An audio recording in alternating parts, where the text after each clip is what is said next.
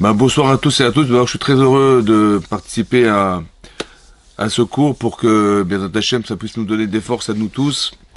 Et voilà, de remercier voilà Jérôme, Touboul et et tout le SEJ pour l'initiative de la prise en compte de ce cours, Bezrat Hachem, et que ça nous apporte des forces, ça puisse, comme a dit Jérôme, permettre à tous les otages de pouvoir sortir en bonne santé, de tous ces soldats aussi également pareil qui reviendront chez eux en Béchalom, en paix, Bezrat Hachem, et qu'on assiste très prochainement à la venue du Mashiach.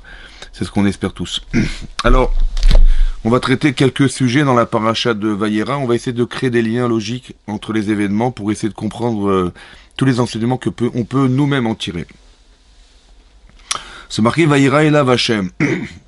Vayera elav Hashem. Hashem lui est apparu, Behelone Mamré, dans les collines de Mamré. Ve'u Yeshef Petach Orel Kechomayim, alors qu'il était assis à la porte de sa tente à la chaleur du jour. Bizarrement, on ne sait pas de qui il s'agit. Il n'y a pas, il y a pas de, il y a pas de nom dans, il y a pas de nom. On ne sait pas de qui il s'agit dans cette paracha. Vayera et lui est apparu. Il était assis. On ne désigne pas quelqu'un en particulier. On sait qu'il s'agit d'Abraham, mais bizarrement, la Torah n'en parle pas. La Torah ne met pas de nom dans la personne dont il s'agit. Ensuite, on nous dit Eloné Mamré dans les collines de Mamré. Pourquoi Mamré? Qui était Mamré? Rachid nous explique en fait que Hachem avait demandé dans la paracha qui précède de devoir circoncire Abraham et son fils Ishmaël et également tous les gens qui étaient proches de lui. Tout celui qui le servait, il devait faire la circoncision. Et pourquoi? Parce que c'est une mitzvah et à part ça, ça permettait à Abraham et à toute sa descendance de pouvoir hériter de la terre d'Israël. Par ce biais-là, la Brit Mila. Et sur ce, la Torah nous dit en fait, le Midrash rapporte ici que Avram était accompagné de 3 personnes. Il avait 3 amis. Il avait Aner, Mamré et Eshkol. Et bizarrement, Avram va demander conseil à ses amis, en leur demandant est-ce que vous pensez que ça vaut la peine que je fasse la Mila? Oui ou non? Bon. Et là, on voit qu'Aner et Aner et Eshkol, pardon, lui ont dit qu'il valait mieux pas. Et Eshkol et Mamré a proposé qu'il fallait faire. Et Rachid nous dit que sur les conseils de Mamré, qui a convaincu Abraham Avinu, alors Hachem a résidé dans le territoire de Mamré pour apparaître à Abraham. Maintenant, quand on y réfléchit, on se dit, mais Hachem lui a demandé de faire la Brit Mila. Hachem lui demande de faire la circoncision, de se faire circoncire. Hachem lui dit de le faire, ça veut dire qu'il faut le faire. Donc qu'est-ce que Abraham a douté pour aller demander conseil? Et qu'est-ce que Eshkol et Aner ont pensé qu'il fallait surtout pas faire la Brit Mila? Il fallait surtout pas faire cette circoncision à ce moment-là. Quel était l'enjeu? Quel était le handicap que retrouvait Abraham dans le fait de faire la Brit Mila à ce moment-là précisément alors qu'il devait écouter l'ordre d'Hachem? C'était paraissait évident, c'était une mitzvah. Alors le Bnei Issachar explique qu'en fait le problème d'Abraham c'était le suivant, et ce problème de Eshkol et le problème de Haner. C'était quel problème? Quel était le souci? En fait le souci c'est que lorsque Abraham il va faire la Brit Mila, en fait, il va atteindre un niveau de conception qui va complètement le détacher des gens qu'il côtoie au présent et qu'il conseille. C'est-à-dire qu'il va avoir un tel niveau de kedusha, un tel niveau, si vous voulez, comment dire, d'élévation spirituelle, il comprendra plus sa génération. Il va être complètement déconnecté. C'est ça qui était le souci d'Abraham. Peut-être qu'en faisant la Brit Mila, je vais atteindre un certain niveau de kedusha qui va comme imaginez-vous, vous parlez des intellectuels, des gens qui sont très très évolués intellectuellement, je vais pas aller le voir en lui disant tiens, dis-moi de quelle couleur est ta voiture, où tu pars en vacances, est-ce que tu as repeint ta maison, de quelle couleur, je sais pas, sont tes vêtements, qu'est-ce que vous t'achetez tes vêtements, non, ça l'intéresse même pas, je veux dire, il est au-dessus de tout ça. Et Abraham a eu peur de ça. Il a eu peur qu'il soit au-dessus des soucis des gens. Que les problèmes qu'on va lui poser, sont des problèmes qui seront plus des problèmes pour lui et qui va dénigrer la relation qu'il a aux autres. Un petit peu comme Rabbi Shimon Bar Yochai, lorsqu'il a condamné donc le gouvernement romain et que ça a été su jusqu'à Rome, ça a été su, et donc on l'avait condamné, donc on devait l'exécuter. Et Rabbi Shimon Bar Yochai a eu très peur et donc il s'est sauvé. Et il est parti avec son fils dans une grotte. Bon, ils se sont enterrés là-bas pendant 10 ans. Ils ont étudié la Torah avec Eliyahu Hanavi. Ils ont atteint des niveaux de spiritualité intenses. Pendant 10 ans de sa vie, il a étudié dans la souffrance qui était la sienne de se retrouver enterré dans un trou pendant 10 ans, quoi. Voilà, 10 ans de sa vie pour étudier la Torah. C'est-à-dire qu'il a donné sa vie pour la Torah. Et sur ce, au bout de 10 ans, lorsqu'on lui annonce qu'il peut sortir parce que César est mort et que le décret a sauté, il sort et qu'est-ce qu'il voit? Il voit des gens labourer la terre. Il voit des agriculteurs, quoi. Il me dit, mais qu'est-ce qu'ils font là? Je veux dire, ils ont rien à faire que de labourer la terre, mais ils s'occupent de, ils sont oskim. Ils s'occupent de chayesha, d'instants, des instants d'heures, ça veut dire des moments qui sont limités à la vie sur terre, mais il faut s'occuper du monde futur. Et donc, il valait mieux étudier la Torah, s'occuper de retrouver Akadosh Baruch Hu, voilà ce qu'il fallait faire. Et donc, il est incapable de s'adapter à ce qu'il voit auprès de lui. D'accord? Et donc, c'est ça, Avram avait ce souci-là. Il avait ce souci de se dire, mais si je suis trop religieux, je vais pas réussir à comprendre les problématiques des gens, je vais m'en détacher et je vais trouver incohérent tout ce que les gens se posent comme question, ou je vais pas avoir envie de m'intéresser à eux, je vais m'intéresser à autre chose, je vais être trop spirituellement investi. Un petit peu comme la peur qu'on pourrait avoir soi-même en se disant, bah, si je deviens trop religieux, je vais plus côtoyer mes amis, comment les gens vont me percevoir. C'est vrai que c'est très compliqué, hein, parce que quand on devient orthodoxe, ou on prend sur soi d'accomplir les mitzvot, on change sa façon de s'habiller, on porte une kippa sur la tête, on se couvre la tête, en tant qu'une femme couverte, elle va porter des vêtements qui sont pas des vêtements qui habituellement elle portait sur elle, et c'est vrai que c'est pas évident. Ça veut dire que c'est pas facile d'adopter une autre forme de vie en sachant que le regard qu'ont les gens sur soi va faire que ça va être une critique, on va quitter ses amis, ça va être mal vu, c'est un problème. Et c'était ça le problème d'Abraham. Si je fais la Brit Mila, comment les gens vont me percevoir? Comment je vais moi-même réussir à comprendre les autres? Et c'est ça le problème. Et donc Mamré lui dit, écoute, fais la Brit Mila. Ça veut dire que tu vas effectivement atteindre un niveau exceptionnel, mais essaye de rester tout le temps en contact avec les gens. Même si ça te paraît ridicule, même si leur problématique te paraît ridicule, reste conscient que les gens ont besoin de tes conseils, tu vas rester un phare pour le peuple juif, et ta réflexion, elle va être mesurée en fonction des besoins que les gens y ont. C'est tout. Mais fais la Brit Mila. Et c'est pour ça qu'Avram il a fait, il a écouté ce conseil, c'est pour ça qu'Hachem a résidé sur la terre où vivait Mamré, et qu'il s'est révélé à Avram Avinu dans cet espace-là. Pourquoi je vous parle de ce sujet? Parce que la difficulté d'appréhension, la difficulté de vivre des choses, ou de vivre des événements, ou de contacter des gens, de rester en contact avec des gens qui ne sont pas forcément de nature à rester avec vous, ou bien vous-même de rester avec eux. Comment je vais m'arranger à vivre avec des gens comme ça? Comment je vais m'arranger pour arriver à exister dans un émet qui n'est pas forcément celui que j'accepte? Vous avez compris? C'est ça. Alors, le sujet qui est traité dans la Torah ici, ensuite, c'est quoi? Bah, c'est le chesed d'Abraham. Ça veut dire qu'on nous parle de quoi? Bah, Abraham, il avait tellement envie de recevoir des personnes, accablé par la chaleur qu'il était, accablé par la douleur qui était la sienne, puisqu'on nous parle d'une Brit Mila qui a été effectuée, une alliance qui s'est contractée par la circoncision, mais qui a été douloureuse pour Abraham Avinu, puisqu'on est le 3e jour de la Brit Mila, et on sait pertinemment qu'au bout de 3 jours, pour un adulte, c'est très douloureux de subir la circoncision. Et donc il est endolori et à la fois accablé par la chaleur qui l'entoure, puisque Hachem a fait un miracle incroyable. Il a fait sortir une chaleur torride pour éviter qu'Avram soit dérangé par des gens qui pourraient être invités chez lui. Et donc il voulait absolument exempter Avram de cette mitzvah pour le laisser se reposer, parce que la santé est prioritaire sur la mitzvah. Et donc Hachem il dit non, je suis désolé, tu dois rester chez toi. Et donc il a fait sortir un soleil torride pour justement faire que Avram soit pas dérangé par des invités. Mais Avram avait tellement envie de recevoir des gens, il avait tellement cette mitzvah en lui de Harknas HaTorim qui était l'hospitalité, c'était plus fort que la douleur et plus fort que la chaleur. Ça veut dire qu'on peut dépasser la douleur, on peut dépasser dans sa vie, si on a un vrai, véritable désir, ouais, on n'est pas touché par la douleur. Si on a un véritable désir de faire une mitzvah ou de réaliser un projet personnel, on n'est pas non plus, rien ne peut nous arrêter. Vous avez compris? Ni la chaleur qui était torride, ni la douleur qui était insupportable. Mais d'un côté, c'est révélateur de ce qu'on a construit dans sa vie. Parce que si vous avez des valeurs très fortes, qui sont plus fortes que vous-même, elles sont plus fortes que vous-même. Votre désir, en fait, quelqu'un de normal, qui vient de se faire opérer de la Brit Mila il y a 3 jours, théoriquement, il décroche son téléphone. Hein. Théoriquement, il dit à sa femme, écoute, dis à tous les gens qui vont venir de ne pas me déranger, je suis très fatigué, j'ai besoin de me reposer, j'ai besoin de reprendre des forces. Donc il ferme la porte à clé et il décroche le téléphone. Abraham, c'est l'inverse. Il ouvre le téléphone, il ouvre la porte et il rebranche son téléphone. Il veut absolument recevoir des gens. Ça veut dire qu'il est au-dessus des normes. Il est capable d'être au-dessus des normes. Et au-dessus des normes, ça veut dire qu'il est au-dessus de la nature humaine. Et lorsqu'on arrive à être de nature, à atteindre un niveau pareil, alors ça peut expliquer pourquoi il n'y a pas de nom d'Abraham dans la paracha. Il lui est apparu, il était assis. Pourquoi c'est pas marqué son prénom? Parce qu'Abraham n'est pas là. Si vous parlez d'Abraham corporellement, il n'y a pas de présence personnelle.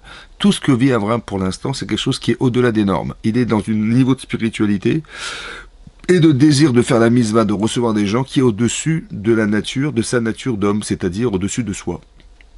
Et c'est pour ça qu'Abraham se refuse à se dire non, non, il est en peine de ne pas recevoir des personnes. Qu'est-ce que fait Akadosh Baruch Hu? Ben, dans la peine que vit Abraham Avinu, alors Hachem il va lui envoyer des anges. 3 personnes, une qui va le soigner, une qui va lui annoncer qu'il aura un bébé l'année prochaine, et une qui va lui annoncer qu'on va détruire cette ville de Sédom. Et il va les inviter, il va leur donner à manger, à boire, et il va surtout les rafraîchir à l'ombre d'un arbre, parce qu'il fait une chaleur très, très, très importante.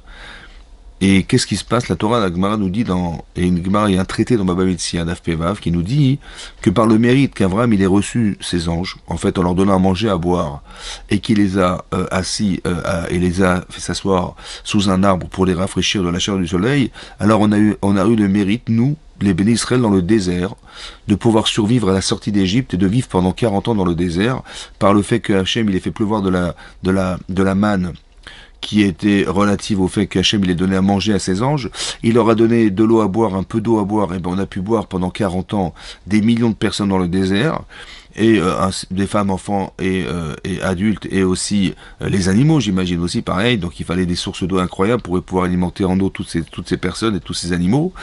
Et à part ça, on a eu les Anané Kavod, les colonnes de nuée qui nous projetaient du soleil en permanence, parce que Abraham il a placé ces gens-là, ces 3 anges, sous un arbre pour les rafraîchir de la chaleur du soleil. Comment ça se fait qu'Hachem, il arrive à faire des choses qui sont hors normes? On voit des miracles incroyables. Incroyables. À part ça, c'est disproportionné, puisque Abraham, il a donné à manger à 3 personnes. Mais Hachem a nourri des millions de personnes. On était 3 millions dans le désert. Le repas d'Abraham a duré quelques heures, et là, il a duré 40 ans.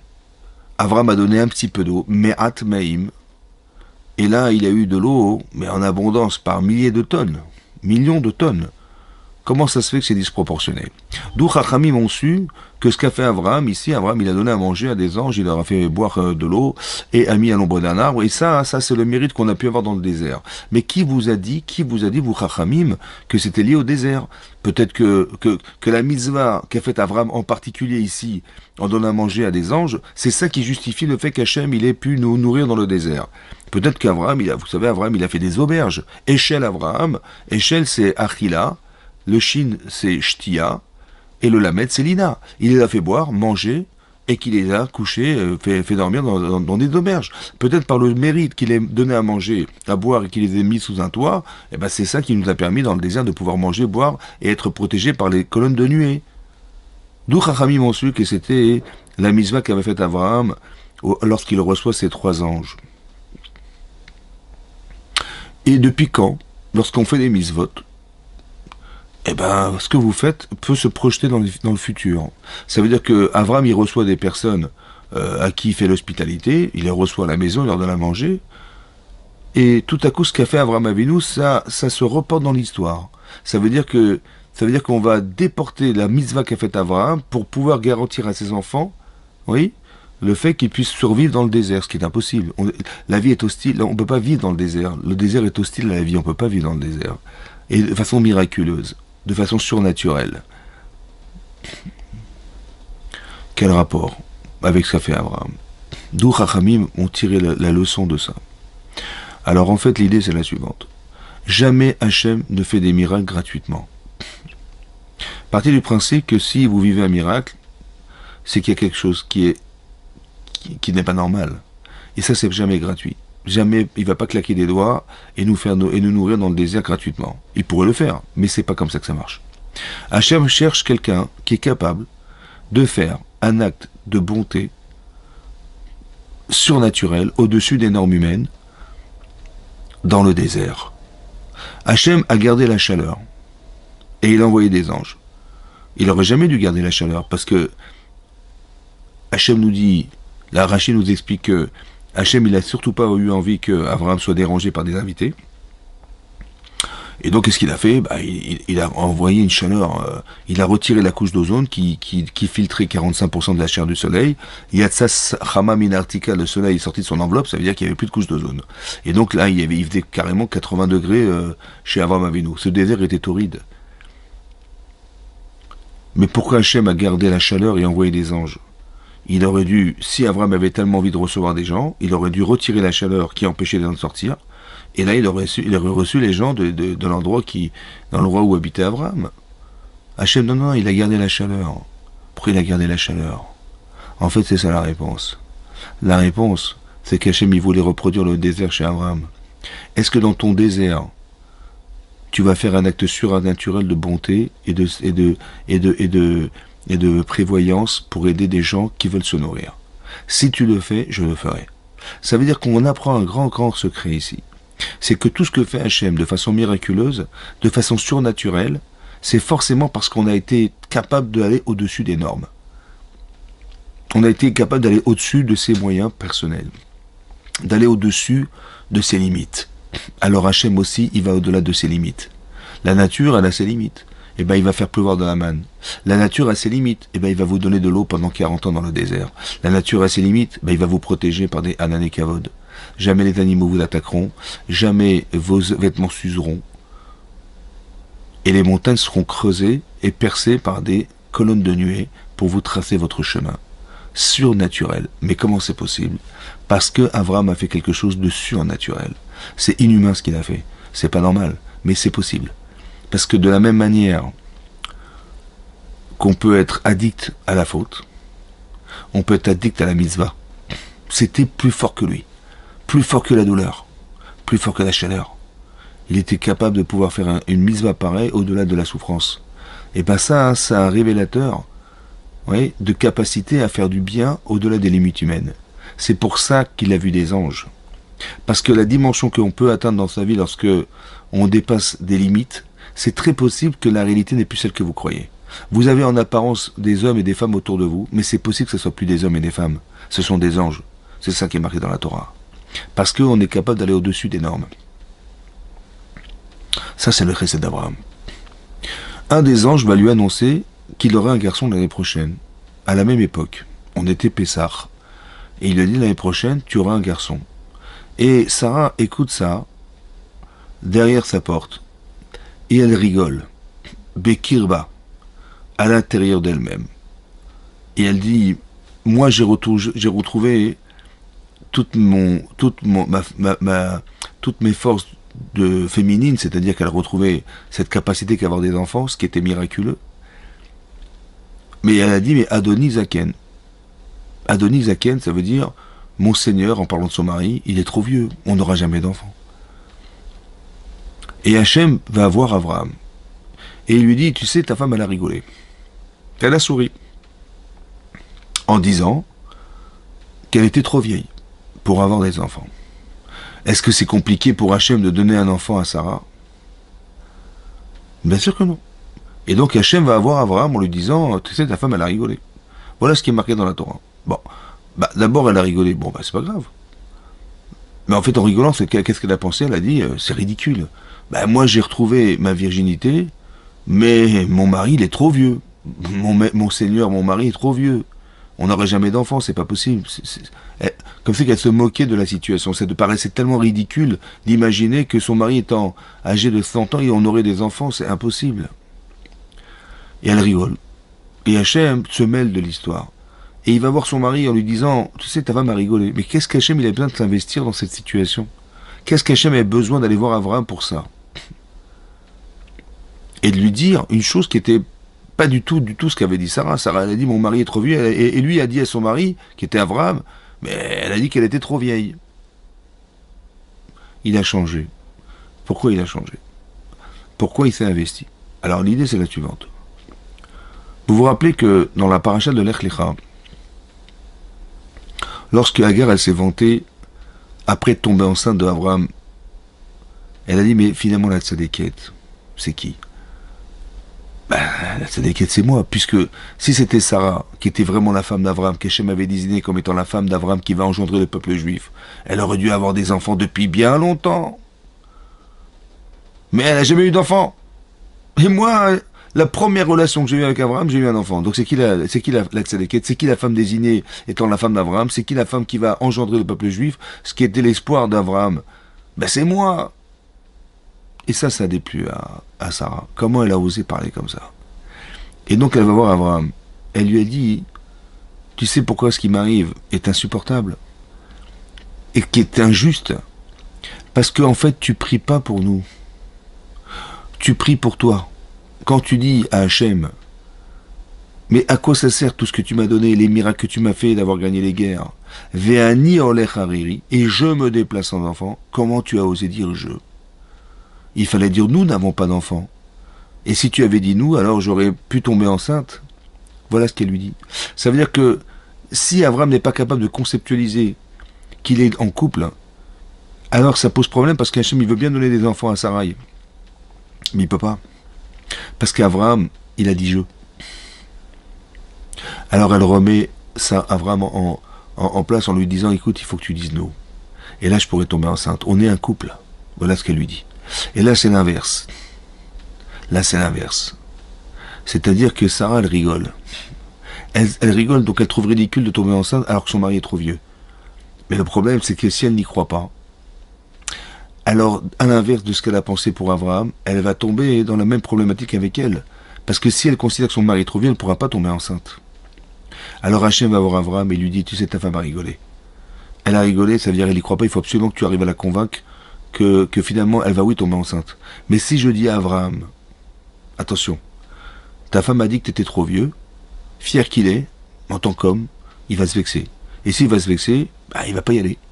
Alors Hachem, il a été obligé de changer pour il soit pas vexé de ce qu'elle a pu dire de lui et qu'il va la convaincre, essayer de la convaincre d'accepter l'idée qu'elle va oui tomber enceinte et qu'il n'est pas assez vieux et donc elle n'est pas assez vieille puisque c'est ce qu'il a dit pour pouvoir tomber enceinte.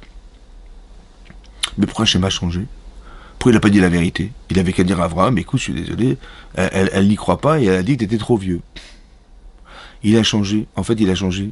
Mais pourquoi il a eu le droit de changer? Est-ce qu'on a le droit de mentir pour faire des mitzvot? Ah oui, tu dis Shalom Bayit, on peut changer des choses, on peut mentir pour le Shalom Bayit. Pour la paix des ménages, on a le droit de mentir. Depuis quand on a le droit de mentir? Ça vous choque pas? Comment c'est possible qu'on ait le droit? Midvar Sheker Tichak, la Torah nous dit, il y a un issouracé de mentir. On n'a pas le droit de mentir. Donc comment ça se fait que Hachem, il a osé dire à Abraham, ta femme a dit qu'elle était trop vieille, mais elle n'a jamais dit ça. Elle n'a jamais dit ça. En fait, l'idée est la suivante. Si je dis à Abraham, ta femme a dit que tu étais trop vieux, il va se vexer, il va pas y aller. Mais pourquoi il va se vexer? Parce que fier qu'il est, un homme est fier, alors si je lui dis la vérité, il va se vexer, et là je vais alimenter son Yetzirah, son mauvais penchant, et il va se braquer, et il va jamais y aller. De dire la vérité, c'est un mensonge. Parce que je vais alimenter ce qui est faux, en fait. C'est quoi qui est faux? Parce qu'il faut, c'est que il va jamais y aller. Il va jamais la convaincre. Il va dire, mais comment elle a osé dire de moi que je suis trop vieux? Mais je suis pas trop vieux. Alors qu'est-ce que je fais? Je mens pas à Abraham. Hachem ne ment pas à Abraham. Il ment au Yetzirah d'Abraham Avinu. Le Yetzirah, ça serait de lui dire, mais tu as vu comment ta femme, elle te considère quand même, mais pour qui elle s'est prise de te considérer comme un vieux, mais t'es pas vieux. C'est son Yetzirah qui lui fait dire ça. Ce qu'on entend, en fait, c'est qu'on a l'impression, ouais, que c'est nous qui pensons. En fait, non. C'est l'orgueil qui pense. Et ça, c'est alimenté par le Yetzirah qui est en nous et qui nous fait dire, mais comment elle a osé parler comme ça de toi? Mais c'est honteux. Mais depuis quand t'es vieux? Mais c'est tout. C'est elle qui est vieille. Bon. Alors, pour éviter ce Yetzirah, il va dire, elle était trop vieille. Elle a dit qu'elle était vieille. Et là, il va dire, ah d'accord, la pauvre, ouais, d'accord, mais je vais m'occuper de ça, t'inquiète pas. En fait, Hachem, il ment pas à Abraham. Il ment au Yetzirah d'Abraham. Ça veut dire qu'on est en train de nous expliquer ici une chose très importante. C'est que il faut distinguer entre la personne et la faute. Entre la personne et la pensée. C'est deux choses différentes. Vous avez compris? Si je m'adresse à la personne en direct et je lui dis la vérité, alors elle va se vexer et c'est pas possible. Alors, de mentir, c'est lui dire la vérité. De tromper celui qui t'a trompé. Quand je vais dire à Abraham, écoute, ta femme m'a dit que t'étais trop vieux, en fait, le Yitzhara va lui dire, mais tu as vu comment elle te parle, ta femme? En fait, il te ment, en fait. C'est quoi le mensonge? C'est te faire croire qu'il faut pas réaliser ce qu'Hachem t'a demandé de faire, d'aller la convaincre. Alors j'ai le droit de lui mentir au Yetzirara, de tromper celui qui t'a trompé. J'ai le droit de faire ça. Pourquoi faire? Bah pour te faire comprendre que la vérité, ce serait que tu ailles la convaincre. C'est ça la vérité. Le mensonge, ça aurait été de te dire la vérité. Parce que si je te dis la vérité, bah tu verras que tu n'iras jamais. Très subtil, vous avez compris, c'est ça. D'apprendre à avoir des subtilités. Un petit peu comme. Vous avez vu que quand Agar, elle a eu Ishmaël, et que Ishmaël dans la paracha de cette semaine, eh ben, il tourne mal, parce que Ishmaël, bah, malheureusement, la Torah nous dit qu'il a pratiqué l'idolâtrie, il a des mœurs légères avec les femmes, et puis carrément il veut tuer son frère Yitzhak avec des flèches, donc en prétextant qu'il s'amuse. Ouais, mais je m'amuse. Et donc il tourne mal. Et sur ce, Sarah a très peur pour son enfant, elle a très peur aussi pour l'héritage d'Israël, et donc elle va demander à Avram Avinu de ne pas accepter d'hériter Ishmaël. Et ça, ça a déplu, énormément déplu à Avram Avinu, le fait qu'on ait pu parler de son fils Ishmaël de la sorte. Et Hachem dit, écoute la voix de ta femme. Elle a raison. Qu'il Yitzhak et Kael Chazara, parce que Yitzhak sera vraiment ta descendance. Et là-bas, c'est marqué dans la Torah que Avram, il a donc chassé Agar et Ishmaël, mais il leur a donné du pain et de l'eau. Rachid dit, mais pourquoi il leur a pas donné de l'or et de l'argent? Bah, il chasse sa femme, qui est Agar, et son fils, qui est Ishmaël, donne-leur au moins de quoi subsister. De l'eau et du pain, ça suffira jamais. Rachid dit parce qu'il le haïssait, parce qu'il avait mal agi, et qu'il avait choisi d'être un rachat mécréant. Son o, ça veut dire qu'il le haïssait. Bon, ok. Ensuite, quand on verra dans la fin de la paracha de Vayera, c'est marqué là-bas hein, que Hachem il va proposer à Abraham de faire le sacrifice d'Yitzhak. Il a dit Karna et Bincha, je t'en prie, prends ton fils. Il a répondu à Abraham, mais mon fils j'en ai deux. J'ai j'ai Yitzhak et j'ai Ishmaël. Il a dit Et Yichidera, ton unique enfant. Il a dit mon unique enfant, mais ils sont tous les deux uniques. Un de sa mère, elle s'appelle Agar, et l'autre de sa mère, elle s'appelle Sarah. Il dit Asher Ahavta que tu aimes. Il dit mais j'aime les deux. Mais comment ça tu aimes les deux? Mais tu viens de me dire que tu les haïssais. Comment Rashi peut nous dire, d'après le Midrash, qu'il aimait les deux? Mais on vient de nous dire qu'il a chassé cet enfant parce qu'il avait mal tourné et qu'il le haïssait et qu'il avait donné que du pain et de l'eau. Comment tu peux me dire maintenant que tu l'aimes? C'est pour ça qu'il faut faire des nuances. En fait, ce qu'il faut dire, comment on peut expliquer comment on peut justifier, expliquer la contradiction. En fait, il n'y a pas de contradiction. Je ne supporte pas tes choix. Tu as fait des choix de rachat, de mécréant, ça je ne supporte pas. Alors je te donne du pain et de l'eau. Mais il n'en reste que tu restes mon fils. Alors je t'aime parce que tu es mon fils. Faire la différence entre ce que vous devez respecter, qui est votre enfant, votre mari, votre femme, et ce qu'elle a pu faire ou ce qu'il a pu faire qui vous déplaît. Vous avez compris? Pourquoi c'est important? Parce que les gens, malheureusement, font l'amalgame en se disant, en final, tu es ce que tu fais. Bah, si tu es un rachat, c'est un tzaddik, t'es un tzaddik. Donc si tu es un rachat, bah, je considère que tu es un rachat mécréant, et si tu es un tzaddik, tu es un homme juste, bah, je considère que tu es un homme juste. D'accord? Là, je te fréquente, là, je te fréquente pas. En fait, non, il faut faire la nuance. Pourquoi il faut la nuance? Parce qu'il faut bien comprendre une chose. C'est que, quand on devient rachat ou tzaddik, c'est un choix. Et donc, c'est dû réfléchir d'une certaine manière qui va faire que tu vas devenir un rachat. Ouais, par égoïsme, parce que par plaisir de savoir que tu peux exploiter le monde, etc., etc. Donc, en vérité, cette façon de penser est fausse. C'est ça qui fait de toi un rachat. Mais en vérité, tu aurais pu être un tzaddik, tu aurais pu être un homme juste, seulement tu as décidé d'être le rachat. C'est un choix. Alors, si c'est un choix, alors je vais peut-être t'aider à faire un autre choix. Mais pour ça, il faut que je te considère comme mon frère. Il faut que je te considère comme mon fils. Il faut que tu gardes cette valeur. Vous avez compris ce que je veux dire? Et j'ai plus de peine pour toi que le contraire. Pas que je me dis, ah, mais comment tu fais ça? Et comment? Vous avez compris? Pas comme Rabbi Shimon Bar Yochai qui voit des agriculteurs qui labourent la terre et ça lui est insupportable. Ça veut dire qu'il dit, mais qu'est-ce qu'ils font là au lieu de s'occuper de... Mais c'est un agriculteur. C'est pas l'intellectuel, c'est un manuel. Et s'il est manuel, bah, il fait ce qu'il peut. Bah, il va labourer la terre. Tu peux pas transformer des gens comme ça. Mais pour ça, il faut faire la différence entre ce que les gens font de ce qu'ils sont. C'est un agriculteur. C'est un enfant. C'est ton mari. C'est ta femme. Donc tu l'aimes parce que c'est ta femme. Tu aimes parce que c'est ton mari. Ah, il a fait des erreurs. Ah, elle a fait des erreurs. Ouais, et ça va t'énerver comment elle a pu faire ça. Mais non, tu devrais te dire, mais j'ai de la peine pour elle. Il a manqué ça. Alors je vais l'aider. Mais c'est par amour que je vais le faire. Je ne fais pas l'amalgame en pensant que je vais attribuer un statut de personne en fonction de ce qu'ils font. Sinon, je m'en sors pas. Vous avez compris? C'est ça qui est marqué. D'un côté, il supportait pas, et d'un côté, il l'aimait. Bah oui, parce que quand tu supportes pas, tu ne reportes pas les choix. J'ai pas compris comment tu as pu faire ces choix. Mais non, je vais t'aider à t'en sortir, je vais t'aimer. Parce que je comprends que ça puisse exister. Je peux comprendre ton Yetzirah, je peux comprendre que tu aies pu tomber dans ce panneau. Mais je vais t'aider à en sortir. Parce que je t'aime. Vous avez compris? Voilà. Ça, c'est la différence. Ça, c'était Avraham Avinu, ça. Ça, c'est Avraham Avinu. C'est Avraham Avinu. Donc, vous voyez que quoi? Que des fois, hein, et souvent, il faut pas laisser parler ses sentiments. Il faut pas laisser parler son cœur, son corps.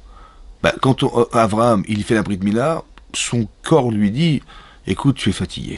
Non, écoute, décroche le téléphone, repose-toi, tiens compte de ta santé. T'as raison, t'as raison. Mon corps a raison, je dois écouter mon corps. Seulement, hein, Avraham, c'était pas possible.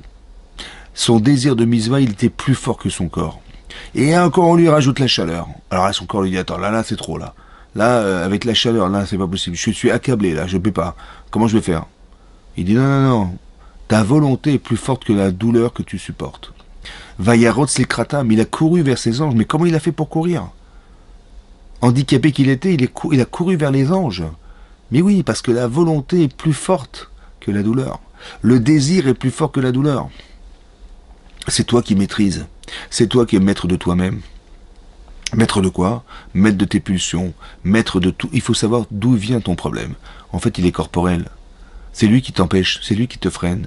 C'est lui qui te convainc de ne pas faire, ou de ne pas t'engager, ou parce que t'es frileux, ou parce que t'es frileuse, ou parce que t'es anxiogène, parce que...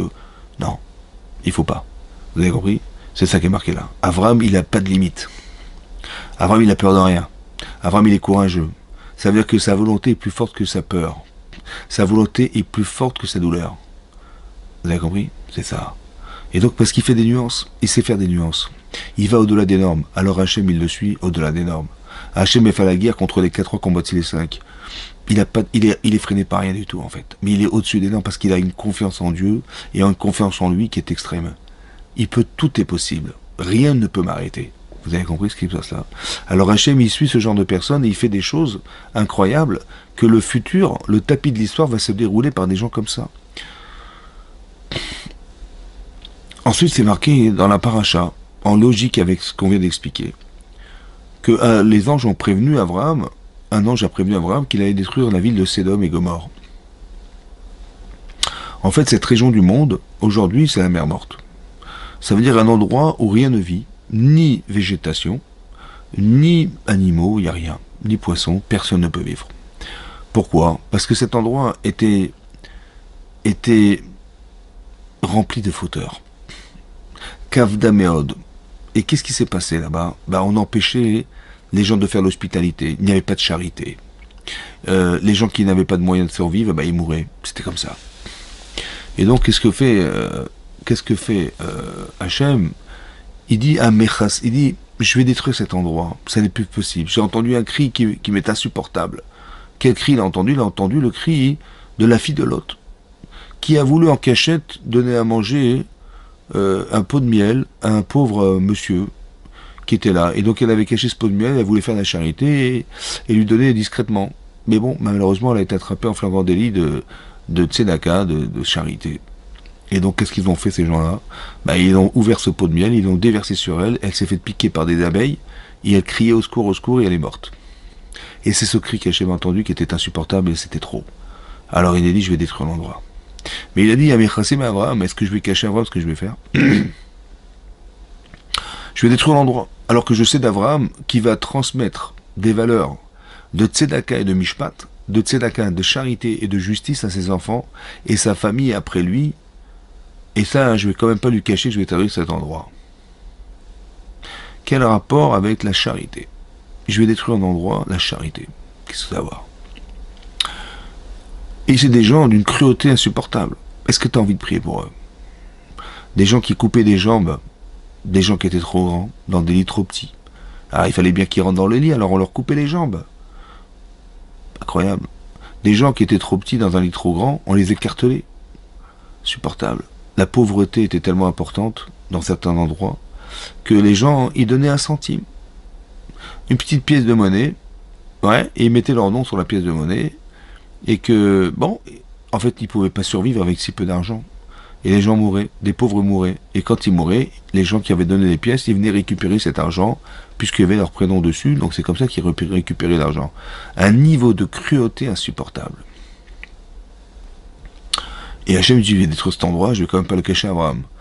Ne pas le cacher à Abraham, c'est une manière de dire, je vais l'inviter à faire une prière. Prier pour ces gens-là.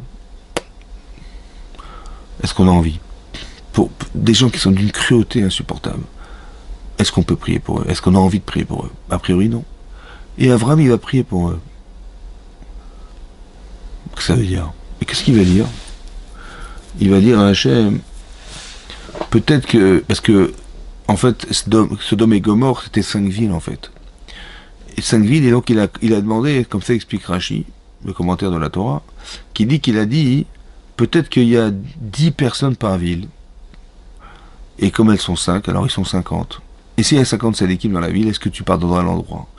C'est-à-dire 10 par ville. Il a dit, bien sûr, je pardonnerai. Bon, il y en a 45. Ça veut dire 9 par ville plus toi. 9 et 1, 10. 9. Est-ce que pour les 45, tu sauves les 5 villes? Il a dit, je sauve. Il a dit, bon, et s'il y en a 40? Ça veut dire qu'on va épargner 4 villes et on en élimine une. Il a dit, j'accepterai. 30, j'en élimine 2. J'en garde 3. J'accepterai. J'en élimine 3 et j'en garde 2. J'accepterai. J'en garde une. J'en élimine 4. Il y a 10 tzadikim dans la ville. Il n'y a que 10 tzadikim dans tout ça. Tu accepteras? J'accepterai. Pourquoi 10? 10 parce que Noach, ils étaient 8. 8 plus Hachem, ça n'a pas permis au monde de subsister. Donc il a dit moins que 10, c'est impossible. Ça veut dire quoi? Ça veut dire qu'il n'y a aucune force d'influence avec 9. 10, il y a une force d'influence. Tu peux convaincre des gens avec 10. C'était quoi l'objectif de la prière? Hachem a décidé, il a décidé de détruire l'endroit. Qui tu es toi pour oser penser que tu vas faire changer Hachem d'avis? Quel argument tu vas trouver pour lui faire changer d'avis? C'est quoi la prière d'Abraham? La prière d'Abraham, c'est la suivante. Hachem a jugé que c'était des Rishaïm, ils ne méritaient pas de vivre. Ça veut dire qu'il n'a pas trouvé d'issue. Tel que c'est présentement, ça ne peut pas durer. Le désir d'Hachem, c'est pas de détruire l'endroit, c'est de changer l'endroit. Alors il cherche un homme, qui s'appelle Abraham, qui lui sait faire la différence entre la personne et le rachat. En fait, ce rachat là-bas, ce mécréant, il est rentré dans une logique philosophique où il pense que le monde est tourné sur soi-même. Il faut exploiter le monde. Les richesses sont présentes. On va empêcher les gens qui sont autour de notre région de rentrer dans les frontières dans lesquelles nous sommes présents et dans toutes ces richesses, d'exploiter ces richesses. Pourquoi? Ils vont prendre nos richesses. Alors on va fermer les frontières. Et cette idée-là, ça a engendré, est-ce que on met partout des frontières, c'est-à-dire pas d'hospitalité, pas de pauvres chez nous, voilà, tout ça. Ce qui est à toi est à toi, ce qui est à moi est à moi. Voilà, on partage rien. Cette façon de penser, elle ne peut pas survivre. Parce que ça mène de la cruauté, de l'indifférence, de l'inconscience. Alors il fallait que ça disparaisse. Dis Hachem, je vais quand même pas cacher à Abraham que je vais détruire cet endroit. C'est quoi la question? La question c'est, s'ils changent les gens, je pardonnerai. Mais sinon, je pourrais pas pardonner. Ça veut dire quoi? Ça veut dire que la proposition que fait Hachem à Abraham de prier, c'est comme ça. Et c'est ce que dit Abraham à Hachem. Il y a la vérité d'Hachem et il y a la nôtre. Et effectivement, Hachem, il pense que c'est pas possible. Ça peut pas durer. Le problème, c'est que la vérité d'Hachem n'est pas la nôtre. C'est-à-dire que Bah, nous, on n'aurait pas imaginé que ce monsieur, c'était un rachat. Et il est mort comme un rachat. Parce qu'il est mort comme tout le monde. Alors, aux yeux d'Hachem, il est rachat. Mais aux yeux des hommes, il n'est pas rachat. Et s'il n'est pas rachat, hein, alors ça va détruire le monde. C'est-à-dire quoi? C'est-à-dire que les gens, ils vont penser que... C'est à quoi ça sert de devenir un tzaddik si tu meurs comme un rachat? À quoi ça sert? Alors ça décourage les gens. Khalila lecha. Ce serait désacralisant pour toi, dit Avram à Hachem, de faire une chose pareille. Parce qu'au regard de ce que nous sommes capables de voir, on va mal traduire ce que tu as fait. Et ça va désacraliser ta personne. Alors il vaut mieux que tu le fasses pas. Vous avez compris? Avram, il ramène les gens à la Torah. Et ce que va faire Hachem, qui est la justice d'Hachem, mais c'est pas le regard que nous avons de ces hommes. On a une façon de voir qui n'est pas celle d'Hachem. Or, tu as sûrement raison. Le problème, c'est que c'est mal perçu par ceux qui vont le subir. Alors il vaut mieux pas le faire. C'est ça la prière d'Abraham. Changer le jugement d'Hachem, c'est de lui montrer qu'au regard de ce que nous voyons, c'est une injustice. Alors le fais pas. Autant que, si je trouve 10 tzadikim, t'inquiète pas, ils vont changer. Ça va me prendre 1 an, ça va prendre 2 ans, 3 ans, 10 ans, 15 ans, on va y arriver. Combien de quartiers dans le monde ont changé parce qu'on a installé des talmidei chachamim dans des endroits, on a créé un kollel, une yeshiva, un endroit d'étude, et ça a transformé. Ça a formé des futurs rabbanim, ça a formé des synagogues, ça a formé des baté midrashot, des centres d'études, etc., etc. Et les gens, ils ont changé comme ça. Des villes entières ont changé comme ça. Mais il a fallu 10. Là, il n'y avait pas 10. L'enseignement qu'on en tire, parce que ça n'a pas marché, finalement, cet endroit du monde a disparu. En fait, c'est de nous apprendre une chose. S'il y avait eu 10 tzadikim, on aurait sauvé la ville. Si tes enfants sont des tzadikim, et tu as le devoir que ce soit des tzadikim, peut-être qu'ils vont un jour sauver des villes. Ils vont sauver des gens. C'est ça. Mais comment ils vont les sauver? Ils vont pas les regarder comme des rishaïm, comme des mécréants. Ils vont les regarder comme des gens qu'on peut sauver. Il suffit simplement de faire la différence entre ce que la personne fait de ce qu'elle est. Tu es mon frère. Je ne suis pas dégoûté par ta personne. Je me dis, même si tu n'es pas dans la Torah, même si tu ne respectes pas la loi, même si tu ne respectes pas Hachem, tu restes un être humain. Et ça, cet être humain, hein, c'est un choix qu'il a fait de ne pas croire en Dieu. C'est un choix qu'il a fait de faire des fautes. C'est un choix de Yetzirah, il s'est fait avoir. Alors je vais lui apprendre à voir autrement. Et je vais lui apprendre à avoir honte de ses actes. Et je vais lui apprendre à se rendre compte qu'on peut être meilleur. Et ça va lui donner envie de faire teshuva, de se remettre en cause, et d'éliminer tout ce qui fait obstacle à son évolution personnelle. Mais ça peut pas se faire si je l'aime pas. Ça peut pas se faire si j'ai un dégoût de le voir comme ça. Vous avez compris? Mais pourquoi je vous dis ça? Parce que c'est ça c'est ça la Torah d'Abraham.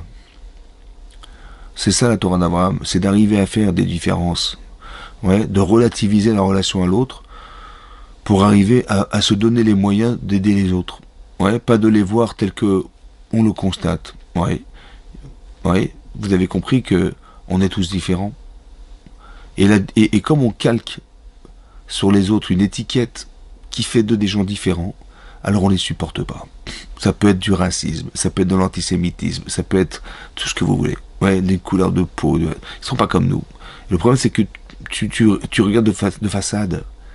Tu comprends pas que derrière, il y a un être humain derrière. Et donc, d'accabler les autres, ça n'a pas de sens.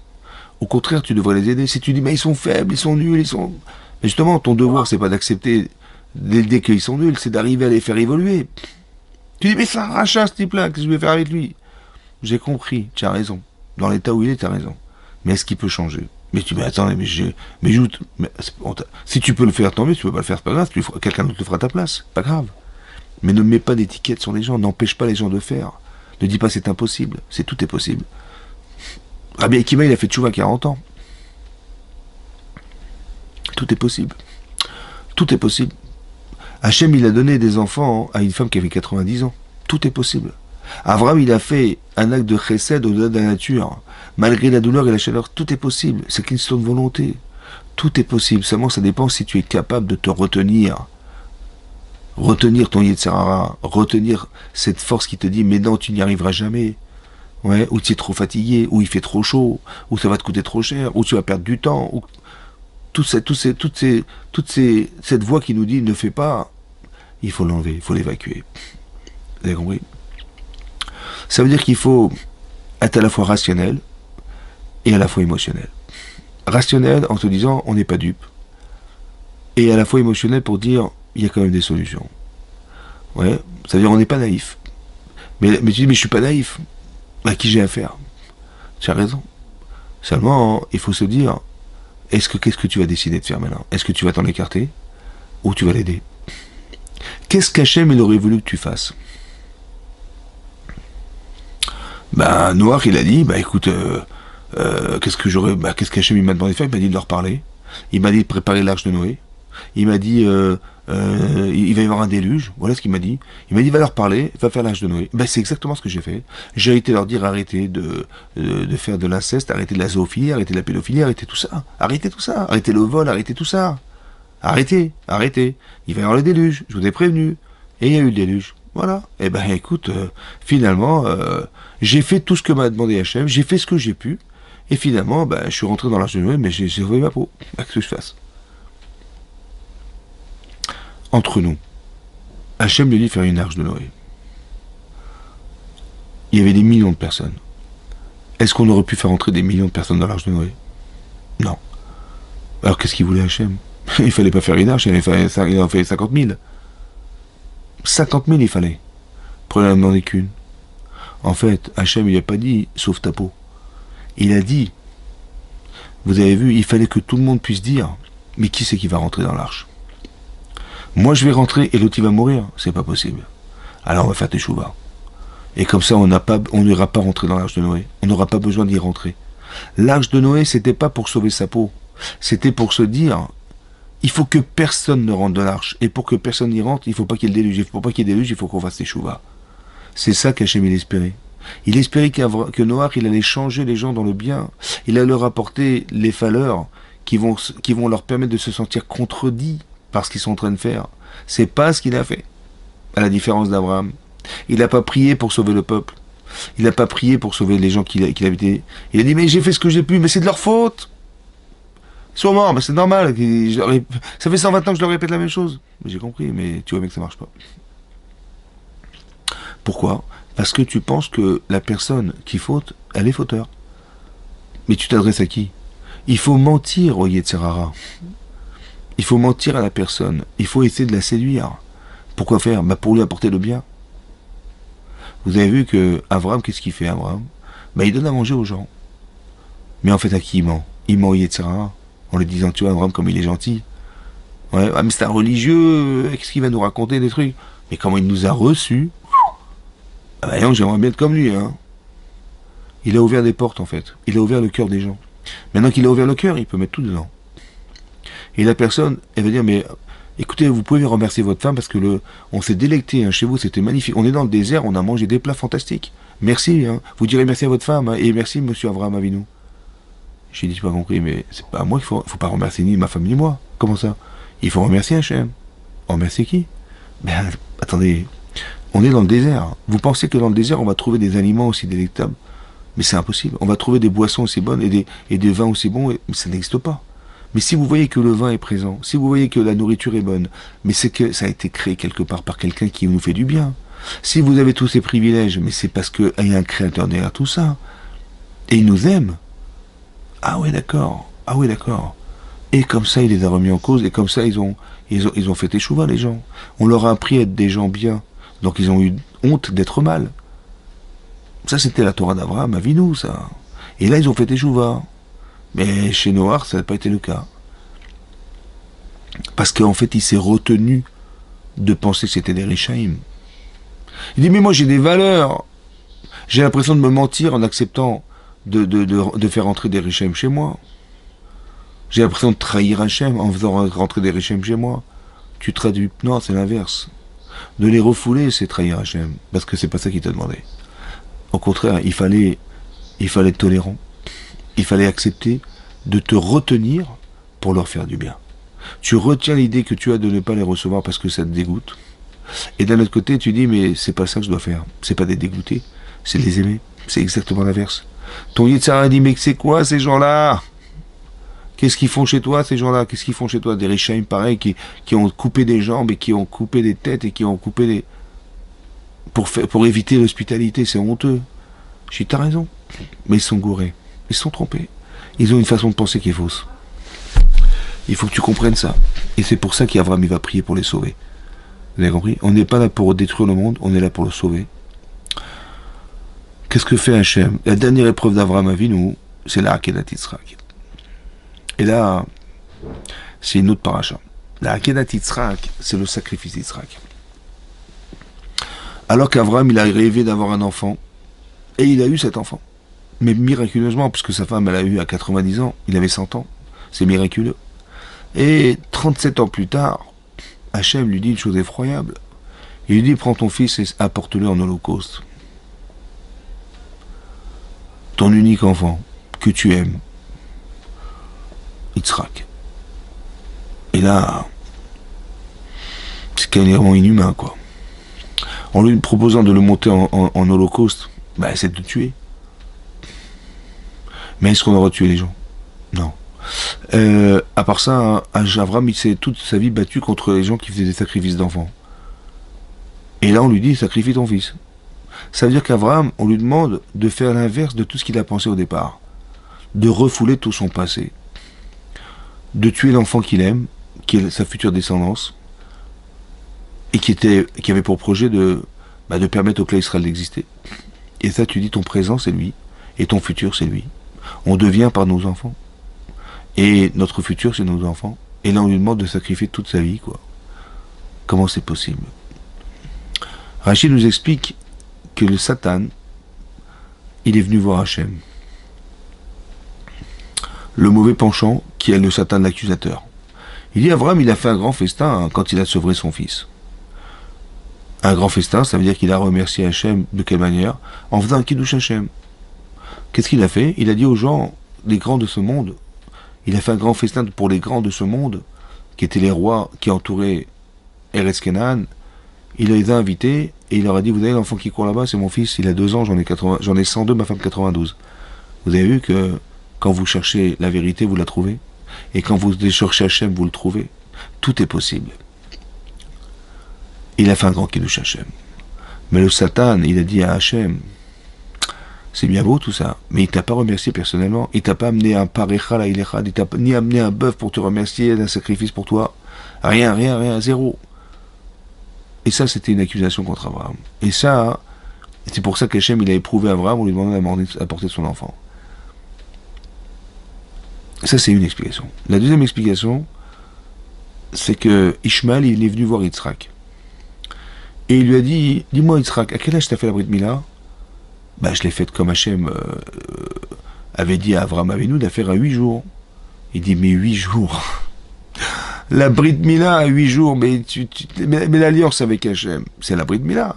Mais t'étais même pas conscient, t'étais même pas présent, et tu as subi un acte chirurgical, mais sans avoir été engagé par l'alliance d'Hachem. Moi, j'avais 13 ans. Moi, j'étais engagé, j'aurais pu refuser, j'ai accepté.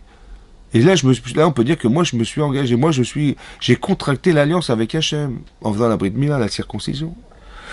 Mais toi, 8 jours, t'étais pas là. Et sur ce, Yitzhak va dire, mais toi, tu te vantes d'avoir donné un membre de ton corps. Si demain Hachem demandait de sacrifier complètement, j'accepterais.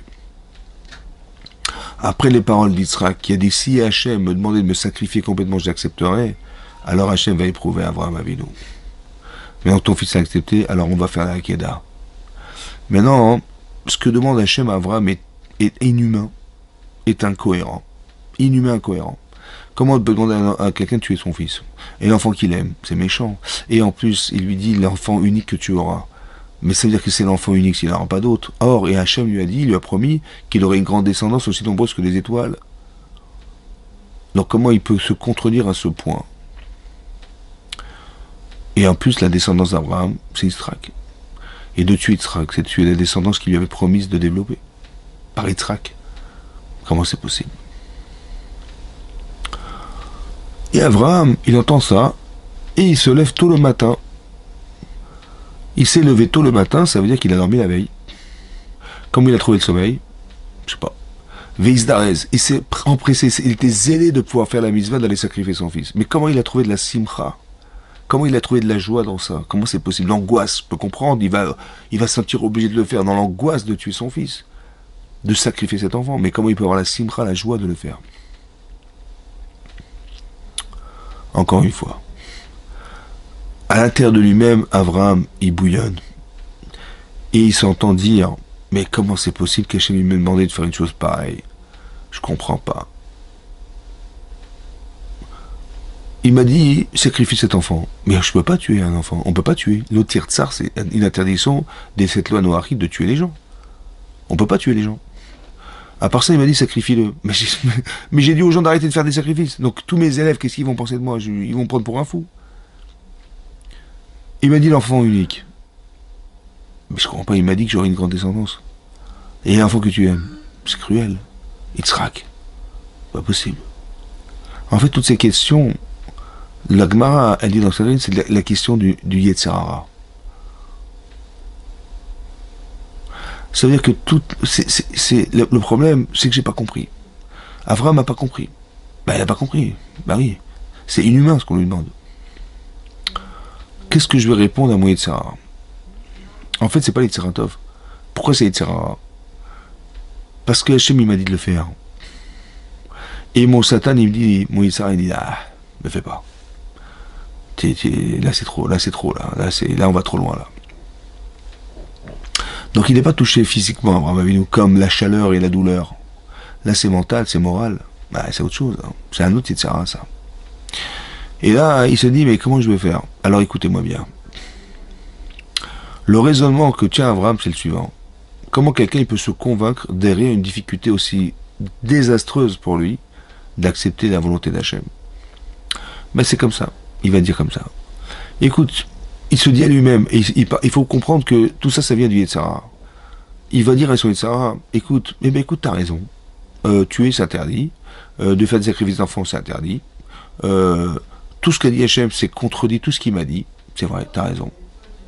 Mais si t'as raison, et c'est ce qui va m'encourager à ne pas le faire, c'est qu'il a tort, Hachem.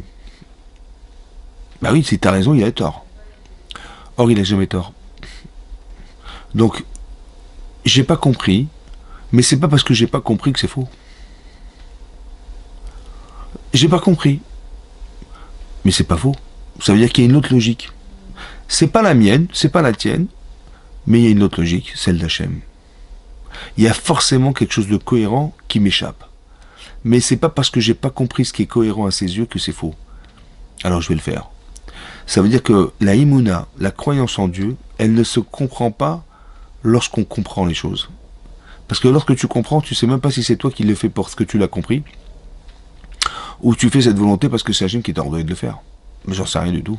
Peut-être que je tue pas parce que je supporte pas, je ne veux pas non plus, Mais non, mais ça c'est toi ça. Mais quand est-ce que c'est Hachem? Bah ça sera Hachem lorsque tu verras que ça sera des choses que tu comprendras jamais. Et là tu peux dire je le fais pour lui, pas pour moi. Alors Hachem, qu'est-ce qu'il propose à Abraham? De passer de l'intellectuel et philosophe au Mahamin. Ça veut dire que la logique, elle va démarrer, elle va s'arrêter le jour où je vais être Mahamin. Ou du moins la Emouna va démarrer le jour où la logique s'arrêtera. La logique, ça veut dire ce que tu conçois. Pourquoi c'est comme ça? Parce que si on part du principe que je comprends tout, je comprends Hachem, et là je comprends pas. Mais qu'est-ce que tu crois que tu comprends d'Hachem? Du Créateur. On est à des milliards de kilomètres de la compréhension qu'on peut avoir de sa dimension. Maintenant Hachem il te reste au plus dans ce que tu sauras jamais de lui, de ce que tu sauras de lui. Alors Hachem il dit si c'est comme ça, puisque tu l'as imité intellectuellement, alors accepte ce que tu ne comprends pas. Laisse-moi exister là où je suis le plus, c'est-à-dire dans ce que tu ne sauras jamais de moi. Accepte-moi complètement. C'est ça la Akedat Yitzhak. Et Abraham va accepter ça. Et donc il va vouloir sacrifier son fils, et là tout de suite l'ange va l'arrêter. Et il va lui dire, l'ange va dire, Ata yadati, je sais, iré le kimata, tu crains Dieu, parce que l'autre hasarta et bincha, tu n'as pas épargné ton fils. Ça veut dire que la confiance en Hachem, elle est plus forte que tes intérêts personnels. Vous avez compris ça? Ça veut dire qu'on est arrivé à un niveau de l'Echem Shamaïm extrême. La Akedat Yitzhak. L'Echem Shamaïm. Il a vraiment fait l'Echem Shamaïm. Il avait tout à perdre. C'est marqué dans le Rav Dessler que lorsqu'ils sont arrivés à bout de 3 jours, il partait de Hebron, il est arrivé au Haramoria, qui est le Kotel Amaravi, c'est ça, Haramoria. Et de loin, il a vu l'endroit. Il a dit à son fils, qu'est-ce que tu vois là-bas? Il dit, je vois une colonne de nuée. Il a dit, ok. Et vous, Eliezer et Ishmaël, vous voyez quelque chose? Il a dit, on voit rien. Il dit chez vous, po imachamor, installez-vous ici avec le chamorlan, ve'anivanar nelechatko, et moi et mon fils on ira là-bas, ve'nishtachave, on va se protéger, on va se prosterner, ve'nashuva alechem, on reviendra vers vous. Et on reviendra au pluriel. Mais comment il a pu dire au pluriel, en sachant qu'il allait tuer son fils? Il allait revenir seul. Comment il a osé dire, et nous reviendrons vers vous? Alors là-bas, Rachid nous dit bizarrement qu'il a prophétisé, qu'ils allaient revenir à deux. C'est une prophétie. Il a dit des mots, en fait, sans y croire. Mais ces mots qu'il a dit, c'est une prophétie. Ils allaient revenir à deux. Mais comment c'est possible qu'en tuant son fils, ils allaient revenir à deux? En sacrifiant cet enfant, ils allaient revenir à deux. En fait, vous avez compris, le Rav Dessler explique, le Rav Dessler il explique, il dit comme ça. En fait, il va tuer son fils. Mais il va revivre, puisqu'il aura une descendance aussi nombreuse que les étoiles. Mais quand est-ce que les gens vont revivre? Bah, quand tu auras le Mashiach. Triatametim, la résurrection des morts. Et là-bas, le Rav Dessler, il explique que quand est-ce qu'on aura la résurrection des morts? Quand la faute d'Adam Arishon aura été finalisée. Adam Arishon, il a fauté par intérêt personnel. Avraham Avinu, il a réparé cette faute en donnant tout ce qu'il avait pour Hachem. Ça n'a pas fonctionné. Pourquoi? Pourquoi le Mashiach n'est pas venu à l'époque? Parce que, dit le Rav Dessler, le Mashiach, il ne doit pas venir seulement pour nous, il doit venir pour toutes les nations du monde. De valider l'idée qu'Hachem est le roi du monde. Or, si tu dis, mais Hachem, il s'est révélé au monde parce que Avraham, il a fait le sacrifice d'Yitzhak, ils vont pas comprendre. Alors, c'est pas le moment. Alors, par contre, ce que tu vas faire, ça va te servir. Avraham Avinu, il va prendre un agneau, un bélier, pardon, à la place de son fils. Et il va récupérer les cornes, on va faire un chauffard avec, pour Rosh Hashanah. Dit le Midrash, tout va être récupéré du bélier, les tendons, on va faire les cordes de la harpe de David Amelech, etc., etc. Vous avez vu, ça va te servir, mais ça va pas forcément amener la résurrection des morts, ni quoi que ce soit. Mais on va entériner quelque chose de profond.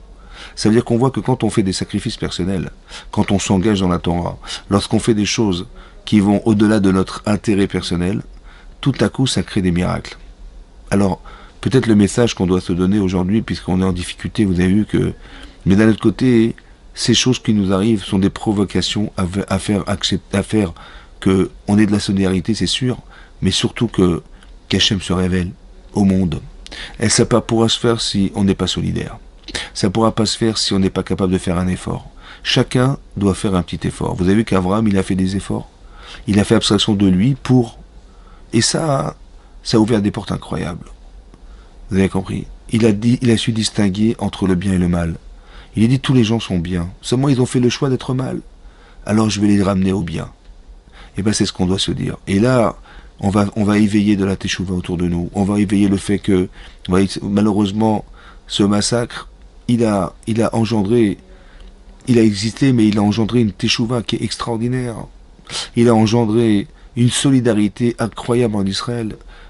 Il a engendré que, avant, les gens partaient à la guerre, mais personne priait forcément pour eux. On avait des soldats en permanence qui protégeaient Israël. Qui c'est qui priait pour eux? Aujourd'hui, les soldats eux-mêmes, ils disent, écoutez, priez pour nous, faites des téinim pour nous. On a demandé des tfilines, on a demandé des tzitzit, on a demandé... Sur eux, ils portent les tzitzit, qui nous protégeront. La mitzvah nous protège. La mitzvah nous protège. Tu fais abstraction de toi pour, ça te protège. Tu considères que l'autre, il va donner sa vie pour te protéger. Alors tu peux pas faire un petit effort pour le sauver, pour l'aider à s'en sortir. Tu peux pas faire cet effort. Tu vas être comme cet homme qui va dire, écoute, tu as fait ton choix, ne me demande pas de t'aider. Non, il faut faire l'inverse. Il faut faire l'inverse, il faut qu'on soit solidaire, il faut qu'on soit complice, il faut qu'on soit considérant. Mais moi je suis pas un soldat, j'ai compris, mais lui il risque ta vie pour toi. Alors, fais quelque chose. Ah mais moi j'habite à l'étranger. Fais une mitzvah, fais quelque chose. Et fais-le bekavana, que les choses s'améliorent. Dans l'intention profonde qu'on soit tous solidaires, tous complices, tous considérant les autres. Et à ce moment-là, le clan Israël va être solide. Il va être d'une seule pièce. Et là, Hachem pourra se révéler au monde. Mais Hachem, on pourra assister très prochainement, on l'espère, à la venue de Mashiach. Amen, Keni Ratson. Merci beaucoup de m'avoir suivi et à très bientôt.